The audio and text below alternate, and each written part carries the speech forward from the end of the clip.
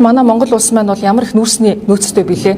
Тэр утгаараа бид бүхэн маань ингээд гадаад улсаас өндөр дүнтэй нүүрсийг түлээж шатаагаад дуусгадаг зүйлд 300 тэрбумыг өнгөрсөн жил бол зарцуулсан. Ахиад ирэх жил ахиад ийм хэмжээний мөнгөн дүн зарцуулаад сууж байна гэдэг бол маш хариуцлагагүй асуудал байгаамаа. Яагаад энийг хэлж байна гэхээр Монгол Ардын нам тасралтгүй 10 гаруй жил засаглах хугацаанд энэхүү асуудлын шийдлийг ерөөсөө огтхонч одоо гаргахыг хүсэхгүйгээр утаагаар дамжуулж маш их хэмжээний мөнгө бол эдэлтүүд явагдсан.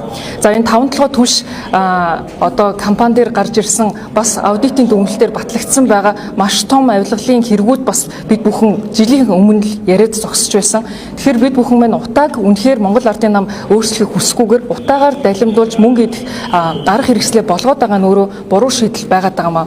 Энтэй холбоотойгоор арчилсан нам дээр бол бид бүхэн бодлогын зөвлөлтөөрөө дэд үтцийн суур бодлогоо яа хэрхэн яаж төлөвлөх вэ? Утаанаас гарах бодит шийдлүүд юу вэ гэдгийг одоо бодит утгаар нь бол тооцооллууд дээр бол ажиллаад хамгийн гол нь энэ дээр мэргэжлийн төвшөнд тэгээд хуурамч амлалтыг бий болгохгүй утааг 1 жилийн дотор алга болгоно гих мэтэр иргэдэд төөрөгдүүлж иргэдэд худал амлалт өгч түүнийгээ биелүүлэхдээ маш хэмжээний мөнгийг өрн таран хийж байгаа энэ бодлогыг зогсоох ёстой гэдэг байр суурьтай байгаа.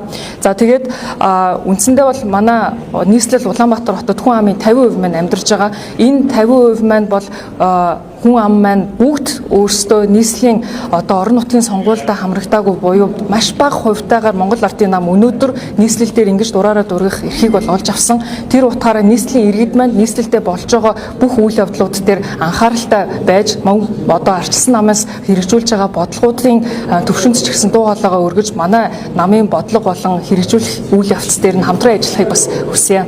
За баярлалаа.